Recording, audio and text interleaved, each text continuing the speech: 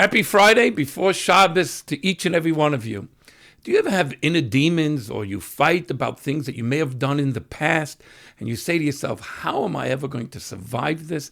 And it's a dark secret inside. And sometimes if people knew the truth, you're scared that they know things about this. And it carries heavy weight on your soul, on your mind, and you don't know how to get past it.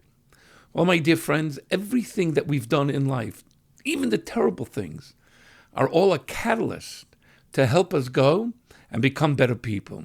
Even now, as we approach Rosh Hashanah, no matter what a Jew may do, no matter how far they may roam, a Jew can always come back home. Let me tell you the beautiful story of Zhinad Zigadi. Who's this boy Zhinad? Zhinad was born in 1982 in a regular home in Hungary, and his family didn't tell him much about religion, etc. All he knew was the city he grew up in was filled with anti-Semitism. There weren't any Jewish people. His parents never told him anything. Well, as he got older, he started realizing he has leadership skills, and he became closer and closer to the anti-Semitic parties in his area.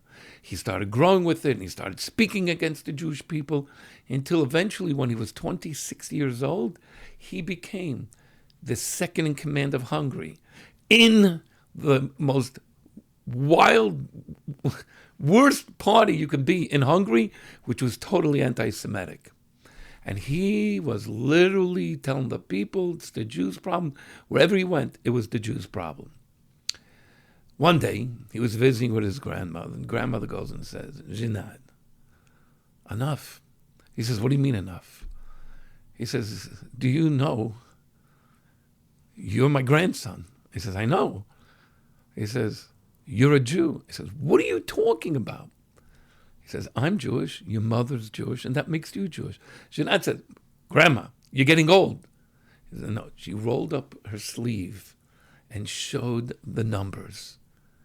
Something she hid because she knew that anywhere she would show it in those days in Hungary would have been catastrophe for her. Like we see today, people getting attacked all around the world just for being Jewish. And he goes, whoa. I'm Jewish? And he saw the biggest dilemma. He was having a big struggle. My whole life, my whole leadership, my whole everything is to be in this government and the leader of all the anti-Semites. Now what? He went home totally confused, having that inner struggle. And he decided, if I'm a Jew, I must reach out to a rabbi. So he opened up the computer and he looked up for Budapest, and he saw there were two rabbis.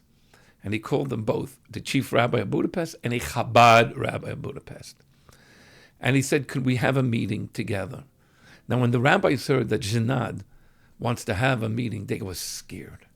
The biggest anti-Semite there is in their part of the world, and he wants to have a meeting with both of them. Who knows what crazy decree he's about to throw upon the Jewish people. They're sitting in the main rabbi's office, and he comes in, and he tells him his story with the grandmother.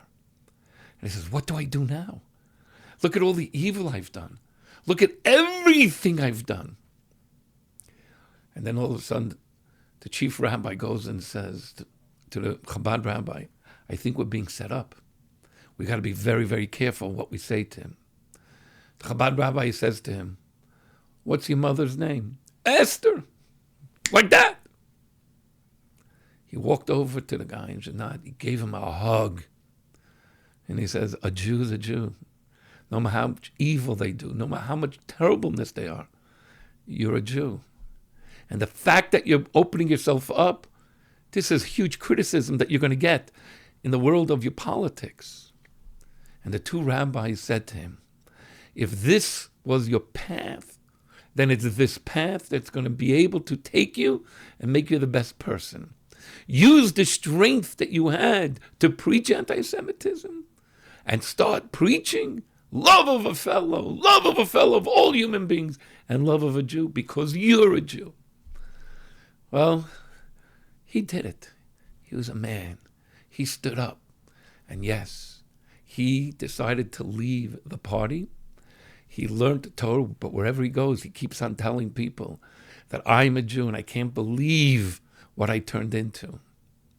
My dear friends, we all look around, we say, oh, there's a Jew, they do this, and there's a Jew that does that.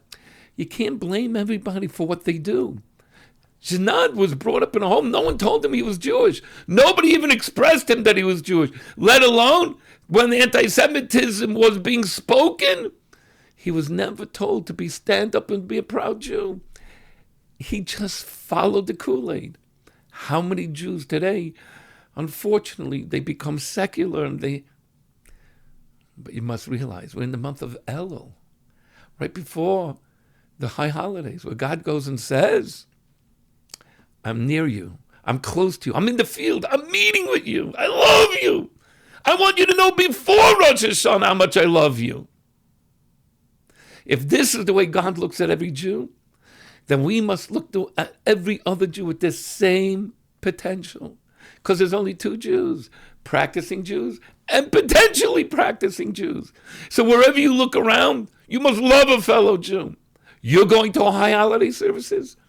Well, why not them? They need a place? Send them my way. But don't look at a Jew and say they're lost. I know. Gennady could have been one of those lost people forever. But today, he's a religious man, married with religious children, studying Torah. Why? Because two rabbis said, we love you.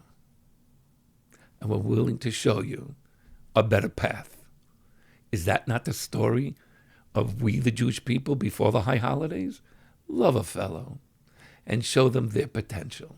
Wishing you a good Shabbos, and I also wish you all to be inscribed for a happy, healthy, sweet, solid New Year.